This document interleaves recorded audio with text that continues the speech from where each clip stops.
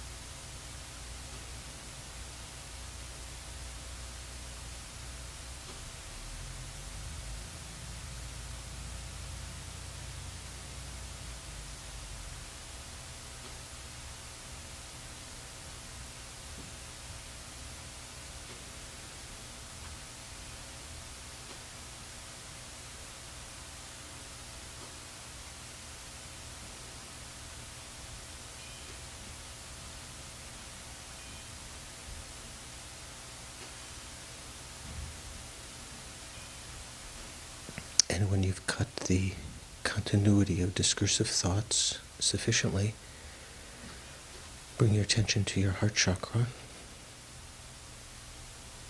Try to withdraw your attention inward, to your mental consciousness.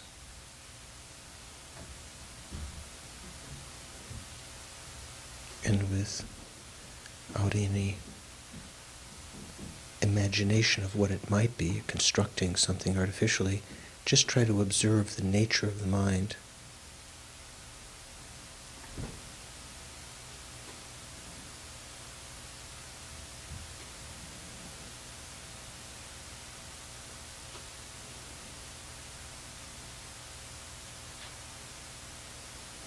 Letting go again and again of whatever thoughts your mind pursues.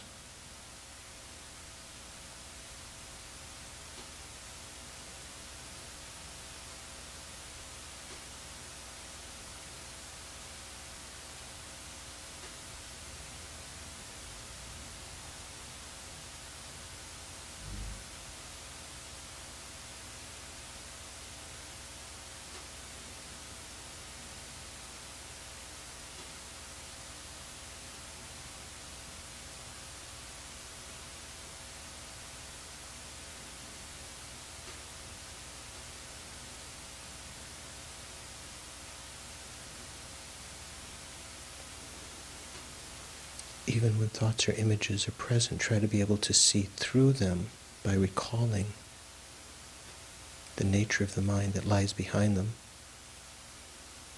within which they arise. Defocusing on the thoughts, they begin to subside, and take as your object of concentration this clear light nature.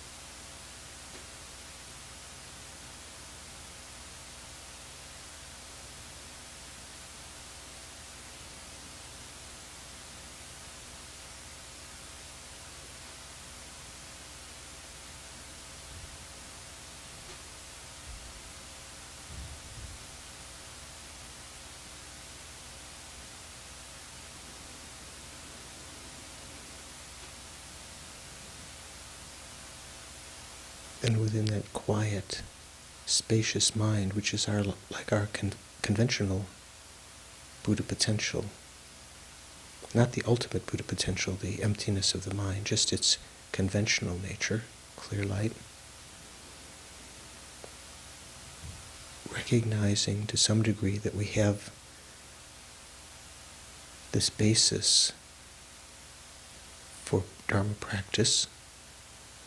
We have a perfect opportunity now of leisure and endowment, freedom from unfree states where there's no chance to practice. If you think your mind is totally under the influence of problems now, buffeted by worries and so forth, this is nothing.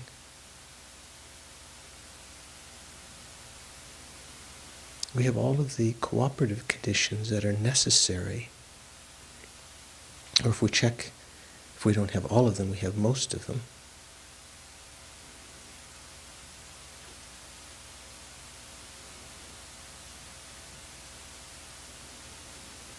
But this situation is impermanent. With every moment, we're ending our maturation of karma that threw us into this life. Our lifespan is decreasing.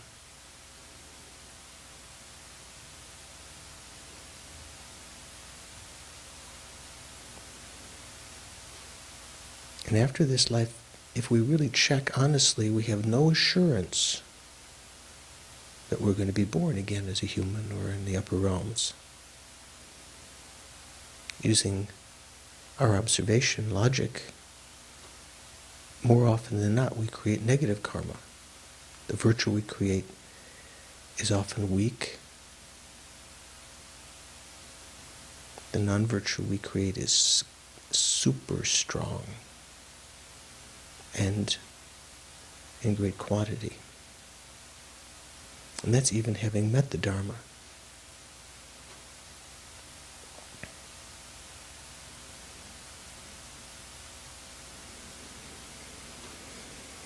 So is that from a starting point, a fear of the suffering of future lives in the lower realms, the fear of losing the opportunity to practice the Dharma, to escape from samsara, the fear of not having the chance to overcome our self-cherishing and work for the welfare of others,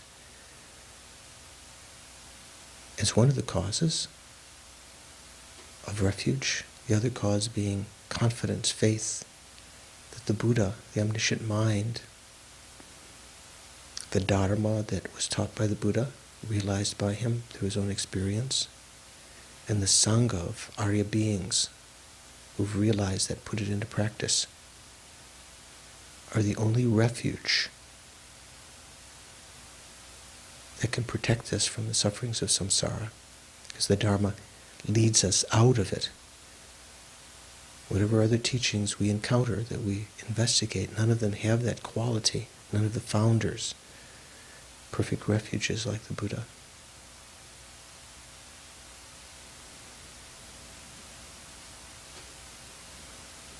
Knowing the Buddha's teachings ultimately led to the ultimate meaning of emptiness, which he taught in many different levels for many different minds, different systems of thought. Sometimes teaching things are truly existent, sometimes not truly existent, some partially truly existent, partially not, so forth. Knowing that these are stepping stones, like rungs of a ladder or staircase, steps of a staircase, to lead us to the more subtlemost view of emptiness. Think, for the welfare of all sentient beings who, like myself, are suffering, want to be free of suffering, who lack happiness but want it, want to be loved, want to be successful, want to be engaging and enjoying pleasure.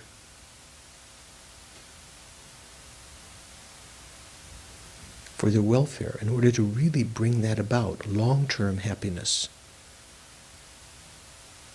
not just temporary gift or sweet word, but long-term happiness for all sentient beings of the greatest intensity. I must attain enlightenment to do that.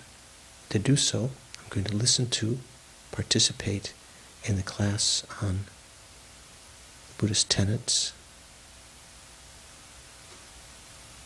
to better understand these views of emptiness and the explanation of the activities of the hearers, solitary realizers, bodhisattvas, the method side. So for that purpose, I'm going to engage in the following activity of participating in the class, to achieve enlightenment for the welfare of all sentient beings.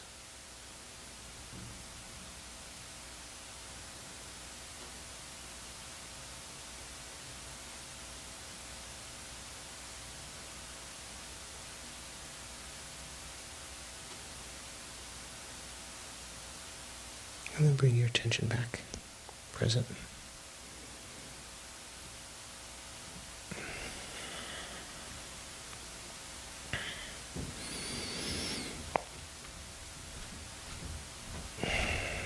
So, how's everyone?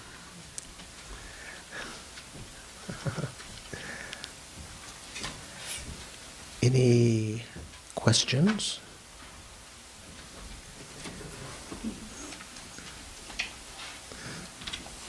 Passing out, is it chocolate-covered cherries?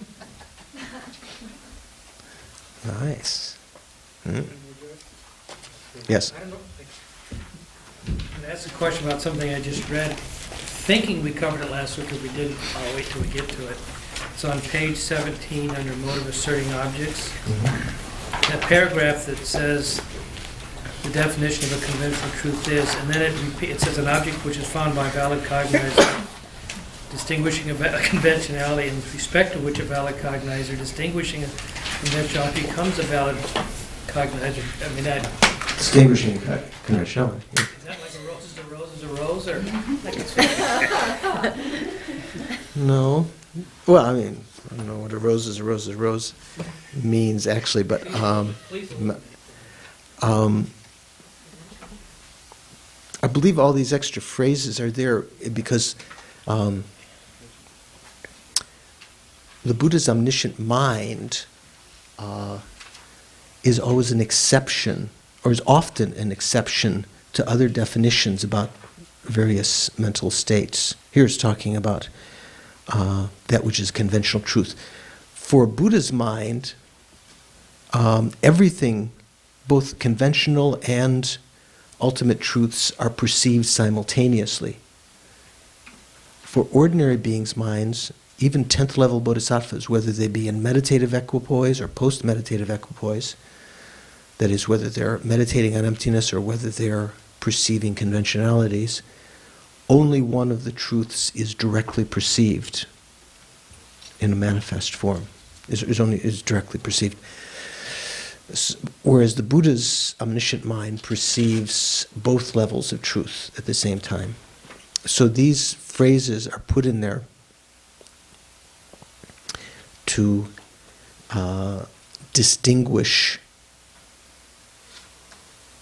to indicate that this is in the mind of an ordinary being. So it is, say, the definition of a conventional truth. I don't think we mentioned this last time, did we? Did we get this far? Well, then let's save it till we Okay, well, the definition of a conventional truth is an object, okay, an existent phenomena, which is found by a valid cognizer distinguishing a conventionality, apprehending a conventionality,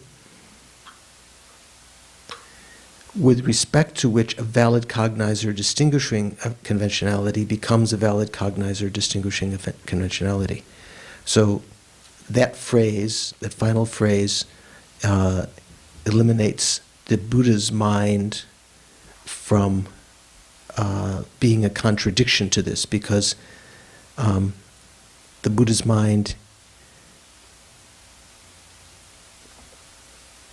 distinguishes conventionalities all the time and simultaneous to perceiving ultimate truth.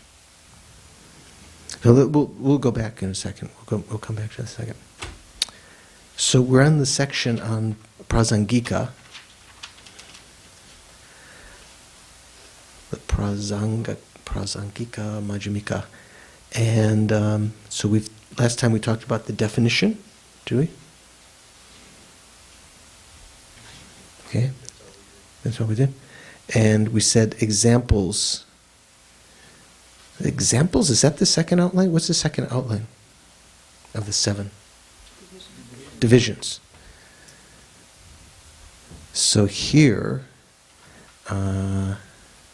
it's saying examples. This is examples of... In the last section on the Svatantrika, what was the second outline called? Divisions, right? So here, I'm not sure why it says suddenly, without giving any warning. Pardon? Yeah, sure, there's division. No, there's no divisions of prasangika. Here we go, Tangira. Oh. Oh, okay. Nipa.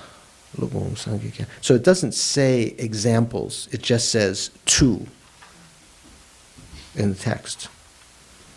Lobon Sangye Kyang. So, am I looking at the right place? Yeah, Prasangika. Second, Lobong Sangye Kyang, so that means Acharya Buddhapalita. The translator didn't translate Lobong. So it's Acharya Buddhapalita, Chandrakirti, and Shantideva are such as them. Okay, divisions. So you could say, although the Prasangika, they're not usual divisions like we had for the... Remember for the Svatantrika, we had divisions of what?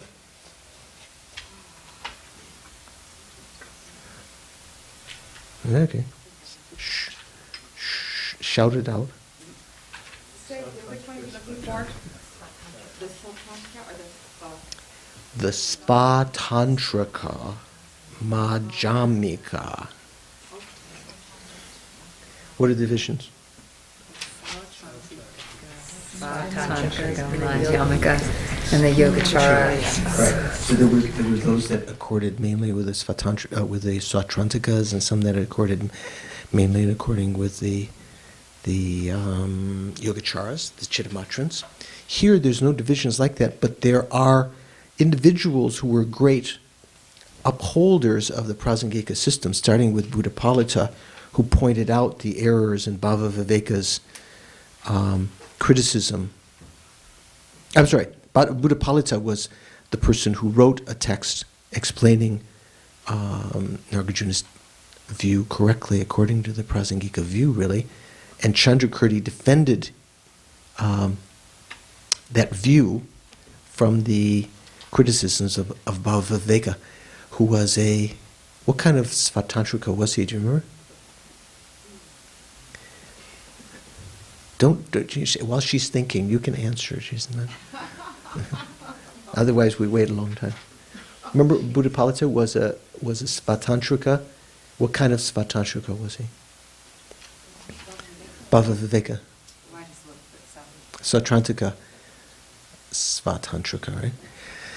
So you might think somehow, because it's lower school and he made some mistakes, you criticize Buddhapalita, therefore he must be dumb, not worthy of my respect.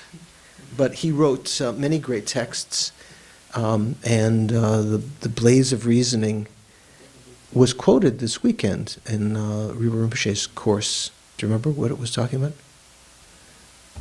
Maybe if you take a look back in the section, he talked about or the heart of the Madhyamaka. That's another text, Blaze of Reasoning and Heart of Madhyamaka. I think they call it the heart or the essence of the Madhyamaka. Kind of encyclopedic texts that talk about all of the Buddhist and non-Buddhist tenets, and His Holiness holds that work in very high regard. So, not in any of these beings that were great teachers of these various tenets were very great beings and practitioners, may have actually been Buddhas manifesting these, the practice of these particular tenets, especially if they're lineage lamas. But in particular, the final pure view of the Prasangika was explained, we usually take as the main sources for that explanation, Buddhapalita, Chandrakirti, Shantideva. The text by Chandrakirti, the Madhyamaka Vatara, and its self-commentary, auto-commentary by Chandrakirti, are the main texts that are studied in the Gelugpa monasteries when they study Prasangika. I think Manjushri told Lama Tsongkhapa that Chandrakirti was a 10th level bodhisattva who had taken rebirth in the world, particularly to illuminate and elucidate Nagarjuna's view correctly, so he could be totally relied upon. And having heard that from his guru Manjushri, Lama Tsongkhapa spent a lot of time studying both Buddhapalita. I mean, he had the prophetic dream that he had in the morning before he had some special insight into emptiness was Buddhapalita coming and putting a text on his head and feeling like he'd finally understood some of the stanzas in Buddhapalita's text. But Lama Tsongkhapa wrote great commentary on Chandrakirti's Madhyamaka Vatara that we study called Gompa Rabso, illuminating the intention. And then Shantideva also, in the Bodhisattvacharya Vatara, did you know that? He was in the wisdom chapter, that's one of the sources for the Prasangika view. So it's kind of interesting. One of the things, there's slightly different explanation about why Rangrik, do you remember what Rangrik is? Self-cognizer? Self-knowing awareness. They have slightly different explanations of why self-knowing, why you can have memory without the necessity of self-knowing. So you might look in the future when you study those texts, slightly different, maybe end at the same point, maybe not, but both very elegant. So the etymology of prasangika, and I think we did do this last night. There's a reason why Acharya Buddhapalita Labun Sangikyang is called a prasangika. So it's written in kind of a syllogistic reasoning fashion here. There is a reason, because this is the cheer that we talked about in class earlier. He asserts that an inferential cognizer realizing a proposition is generated in the continuum of a latter disputant. That means the person to whom you give the statement, by a mere consequence, by the mere statement of a consequence. So in other words, usually Buddha, Bhavaviveka and others would say that in order to, say, there's two kinds of disputants. They say the latter and the former. What it means is the person who is, say, leading the debate, and the latter disputant is the person who is the respondent, or is trying to defend or whatever a certain position. And so when you give a syllogism, that's the usual method to develop an inferential cognizer, like when we studied in Lorig, in awareness and knowledge. Like sound is impermanent because it's a product, like a pot or something like that. You would have a statement, a reason. It's called a reason or reasoning, or you could call it a syllogism. I've just found some people who are familiar, we mentioned before, with Aristotelian logic, say a syllogism has to have, is sort of in Greek logic, has to have certain features that are not present here, but you call it a syllogism if you want. So, or reasoning. The Prasangikas, Buddhapalita and Chandrakirti said that it wasn't necessary to state a reason in order to develop an inferential cognizer. You can state a reason, but reliance only on reasons almost kind of presupposes this Svatantrika position that reasons are autonomous, that the connection between the three modes, the property of the subject, the forward privation, the reverse privation, are inherently existent. There's some kind of supposition, if that's the only way that you could develop an inference. So the Prasangikas said that it is possible with a sharp opponent, that's why you might call later disputant here, your opponent, that you're giving instead of giving a syllogism, you can give them an consequence of their wrong view. And on the basis of that, you don't even have to restate the correct the correct syllogism later. They can understand on the basis of that and actually develop an inferential cognizer, realizing emptiness, among other things. So that's why they're called prasangika. Prasanga means consequence in Sanskrit. Do you know what it is in Tibetan? Tibetan word? Tengyur, or telgyur, if you pronounce it slowly. You can see, at the break, you can see how it's spelled on that page here, telgyur. In Sanskrit? What was it? Prasanga. It means consequence.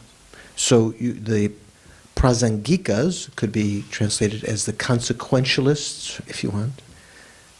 I don't know how other people have translated it. Have you seen any other translation? Haven't seen? Sorry, into English. Okay, so now we get to the third division, or the fourth division rather, mode of asserting objects. So it begins by saying there are two kinds of objects, hidden and manifest. Do you remember we've talked about hidden and manifest in other of the tenet systems, like in the Sautrantika system, in the Hinayana, very famous, talk about three kinds of phenomena. Those that are manifest, those that are hidden, and among hidden, there's hidden and deeply hidden, deeply hidden phenomena. Deeply hidden phenomena might be phenomena that are, manifest phenomena are phenomena that can be perceived from the beginning with direct perception, right? manifest phenomena. You don't need reasoning. How about the other side of the moon, the dark side of the moon? Is that a hidden phenomena? I mean, we can't perceive it, so, and we had to depend on, we have to check if that's hidden phenomena. Well, I don't think it's hidden phenomena. Maybe you can sometimes say that certain things are hidden temporarily, but they're capable of being perceived with direct perception. And when the astronauts went around, or the spaceships ran around and had the cameras, they could perceive the dark side of the moon. It wasn't. Hidden phenomena are, on the other hand, are phenomena that cannot be perceived initially with direct perception. They're not manifest to the senses. They have to be perceived initially through inference. Do you know what inference means? What does it mean?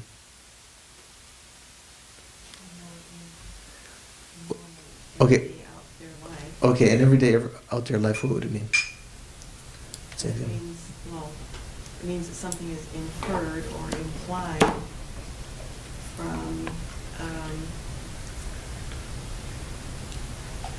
from something else, implied from something else. Right, so here it's a little more formal what's meant.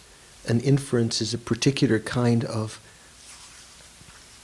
when we talk about through an it has to be realized through inference. That means through an inferential cognizer. It means a particular state of mind that's realized a kind of formal connection between a certain sign that you could perceive that infers, that's what's called an inference, something else, the presence of something else. Like on a smoky pass, subject, fire exists because smoke exists.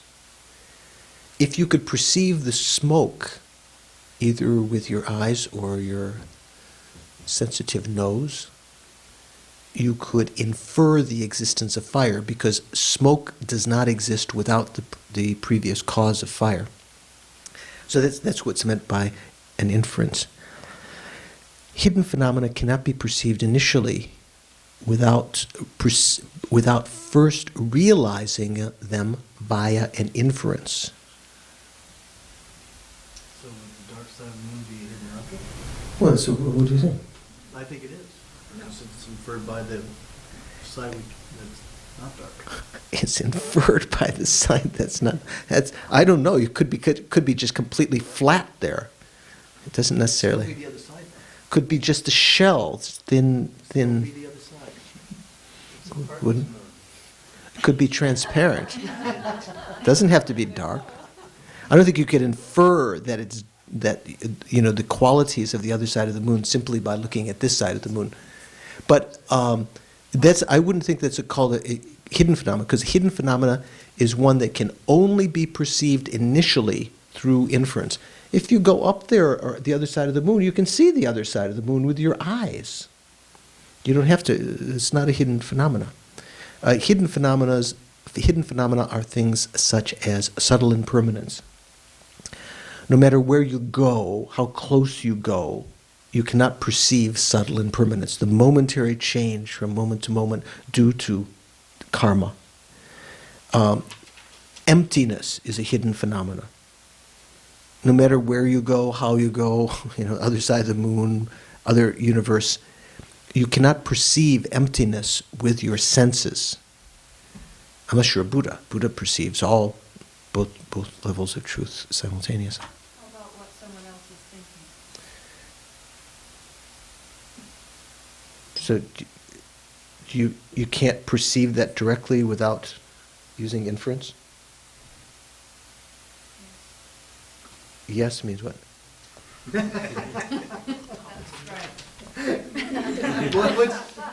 You cannot perceive another person's mind without using inference first, realizing it through inference.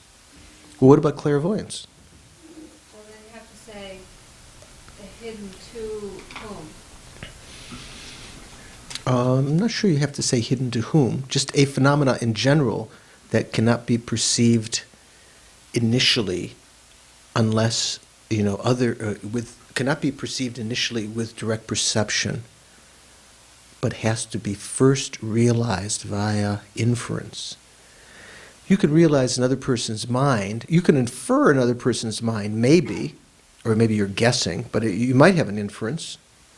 You can infer that a bodhisattva has great compassion by the fact of when they see sentient beings suffering and their hairs stand on end and their tears well up in their eyes.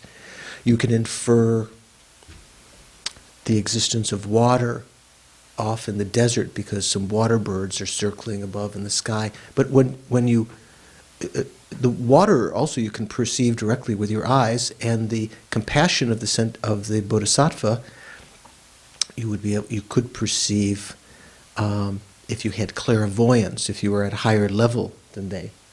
Maybe in a sense, to us, usually in terms of clairvoyance, you can't perceive the mind of someone who's of a higher spiritual level than yourself. So maybe in a sense you could start to make some kind of divisions or something and say to that person that is a hidden object. But in general, that's not a hidden object, because it's capable of being perceived by ordinary beings, non-Buddhas, without relying on inference first.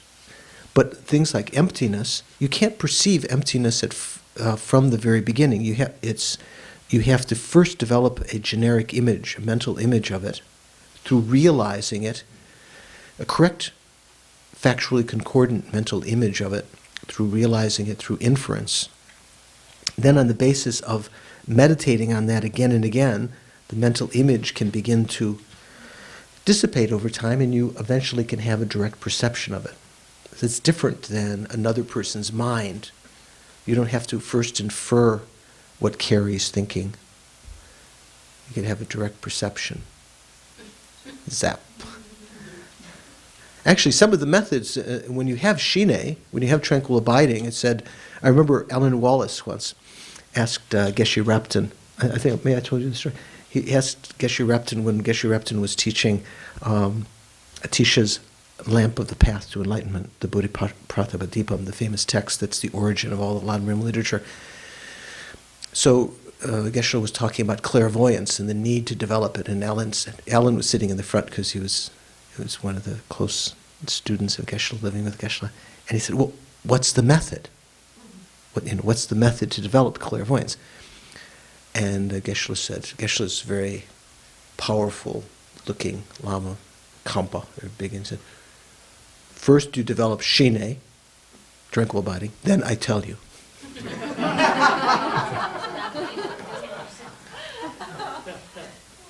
So sometimes some of the methods to develop clairvoyance in the scriptures have to do with inferring states, looking at someone, and in order, once you've got the single point of concentration, in order to get to that person's mind, you see tears coming in their eyes, or you see their cheeks getting red when they're sitting at another table when they hear something, so you maybe infer that they're embarrassed or something, and that acts as a conduit for you to be able to then to enter into clairvoyance. But that's not considered to be a realization. That's just a method to initiate clairvoyance. Once you have clairvoyance, you don't have to use those methods any longer. Or the clairvoyance can occur by other means, also through the agency of a deity or something like that. All the manifest objects apprehended by the sense consciousnesses, the five? Say that again? Are they all apprehended by sense? Manifest phenomena? Yeah. All those. Yeah, I think so. Yeah. Can you think of something that's not? I think so. So there are two kinds of objects, hidden and manifest. So if we divide, as I say, hidden objects must be realized by depending on a sign. So that means an inference, a syllogism. Manifest objects are objects that can be ascertained by ordinary beings through the power of experience without depending on a sign. Example of hidden objects are the impermanence of sound and a sound's emptiness of true existence. Examples of manifest objects are a pot and a woolen cloth. Not a wooden cloth. I don't know what a wooden cloth would be. Very common examples. I'm not sure. I think maybe Dharmakirti or Dignaga use those examples in their text often. Pot. Sometimes people translate it as vase. but the word in Sanskrit can mean just something as simple as a clay pot. So that's probably a better way to translate it, although in some cases the Tibetans sometimes take it to mean vase, this kind of thing we use in the rituals, and woolen cloth. Very common kind of things. Manifest object and directly perceivable are synonymous. Okay, so here's a special idea of the prasangika, of the prasangika. Manifest object, ngunsum,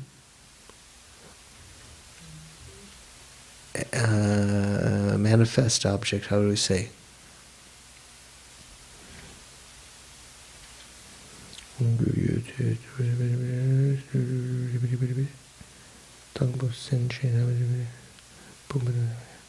Ngunsum da ngungyur. Ngungyur means manifest. Ngunsum means directly perceivable. Ngunsum is the word that we translated earlier as sometimes as direct perception, or naked perceiver, direct perceiver.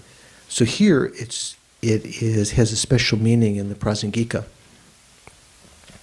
Manifest object are those things that are she's actually translated in the opposite order of what's actually here. First comes directly perceivable, and then manifest comes in the text. These are synonymous. The definition of a conventional truth is, for Peter, an object which is found by a valid cognizer distinguishing a conventionality. So say we just stop there. What does that mean? You can have two kinds of valid cognizers. You can have valid cognizers investigating the ultimate and valid cognizers investigating the conventional. Let me see the word, if the 31, 32. So it is an object found by a valid cognition analyzing, what does it say here? Distinguishing. This is tanye chuche. Chuba is a mental factor called analysis.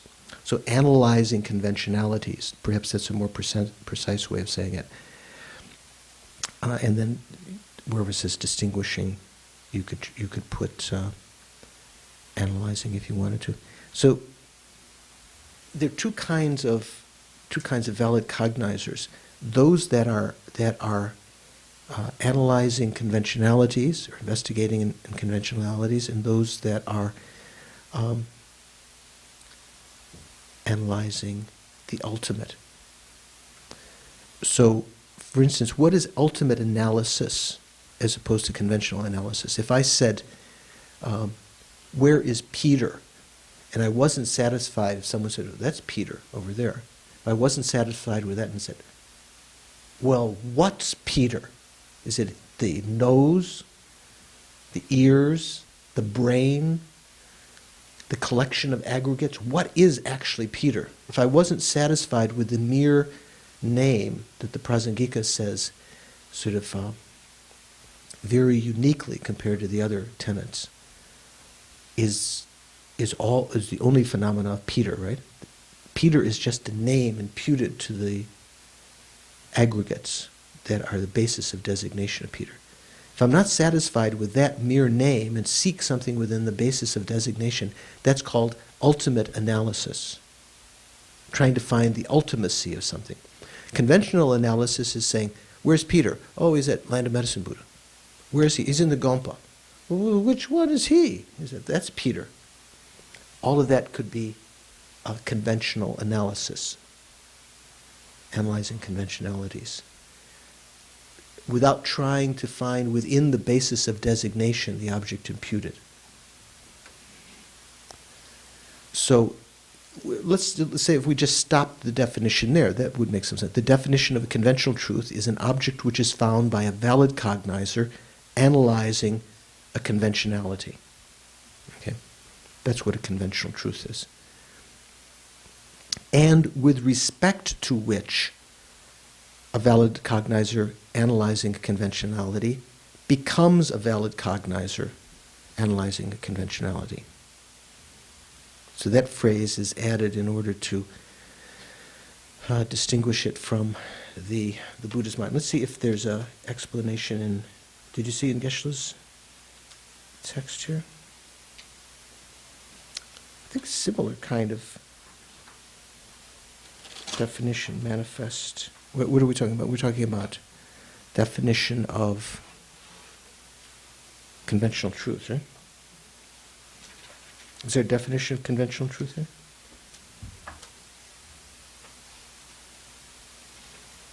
You see, starting in which one? 305. Okay. Oh, I was looking in the wrong school. Okay. The definition of something being conventional truth, or more literally, a truth for a concealing consciousness. Well, there's a commentary coming afterwards, right?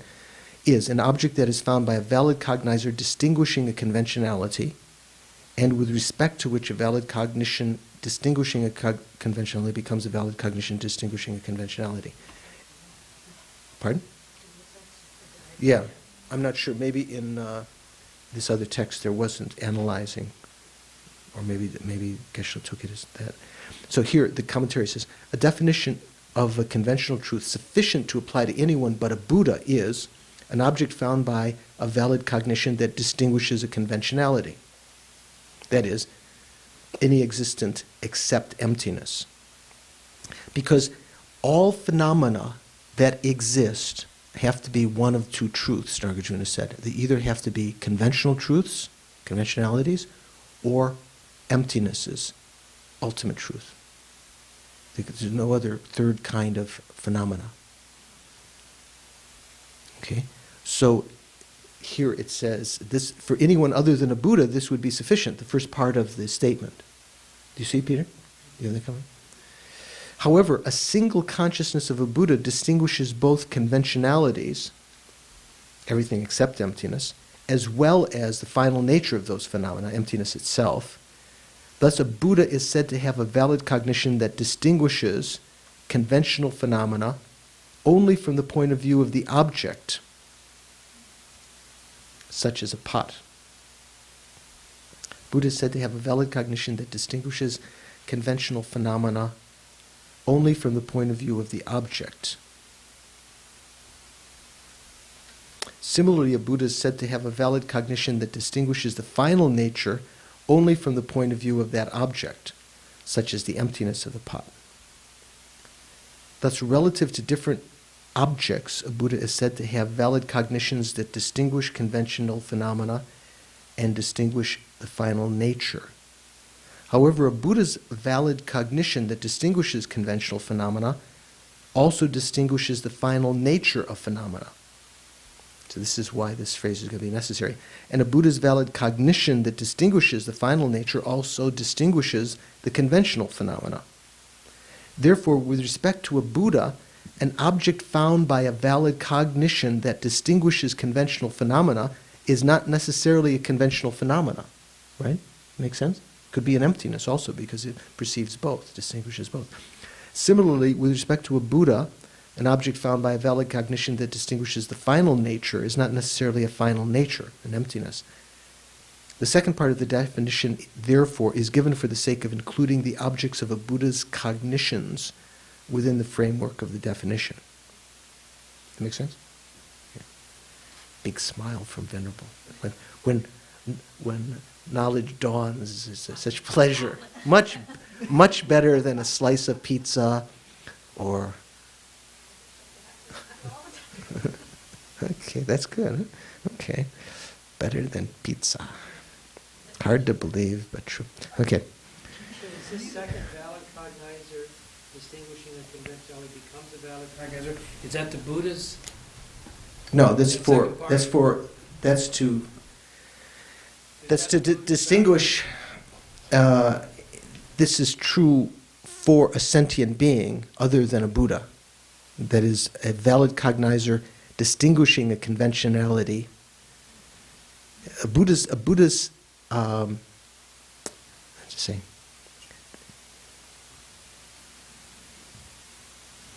if you said a conventional truth is an object which is found by a valid cognizer distinguishing a conventionality alone, right? That would not exclude emptinesses, because for a Buddha's mind, if you took Buddha as an example, because a definition has to fit everything, right? If you took Buddha's mind as an example, a Buddha's mind distinguishing, his valid cognizer distinguishing conventionalities, also distinguish or comprehend ultimate truths, right? Whereas this is supposed to be the definition of a conventional truth. That first part would hold true just for an ordinary being. So the second part is added to exclude the Buddha's mind. How does it exclude that? With respect to which, what does that mean? An object, right? It's talking about the object. With respect to which a valid cognizer distinguishing conventionality becomes a valid cognizer distinguishing a conventionality. So a valid cognizer distinguishing a conventionality has a particular object. I don't know if we'll have time to analyze this point right now. We'll see. Yeah. Okay. So we'll see as we go to the other definition, also the ultimate truth. So this is, if you learn, you can impress. You can impress. If you want to impress, if you're one of these people who like to have some gems to impress important people, do you know, like some? I remember my uncle had this definition of a window. Do you know the definition of a window? A window is an orifice set in an edifice used for the transmission of luminiferous ether. That's the definition of window.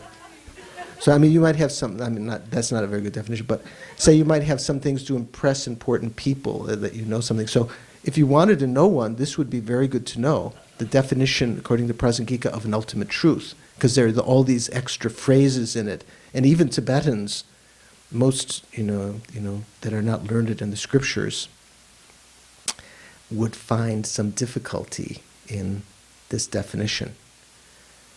So, for those of us that don't care about impressing anybody. It's not the reason, I'm just joking, of course. Going back to the beginning up there, top of 306, when you said, thus a Buddha is said to have a valid cognition that distinguishes conventional phenomena only from the point of view of the object, such as the pot.